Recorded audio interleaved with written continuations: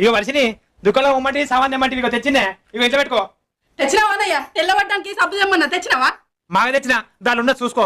తెచ్చినావా? తానానికి నీళ్ళు నన్ను పోయి తానం చేయపో. అయితే అది లేదు లేదు, నేను మంచిగా సబ్బు రాసుకొని తెల్లబడాలి, నువ్వు పోయి తానం చేయపో. అరే ఇది చెప్పేదాకా ఏది నది ఎట్లా దీంతో మంచి తెల్ల అయితే అదేంది రాత్తంటే నా చేతులు నల్లబడ్డాయి, అద్దంలో చూసుకుంటా. అయ్యో ముఖం కూడా నల్లబడ్డది. ఏంటి ఇట్రా ఇట్రా.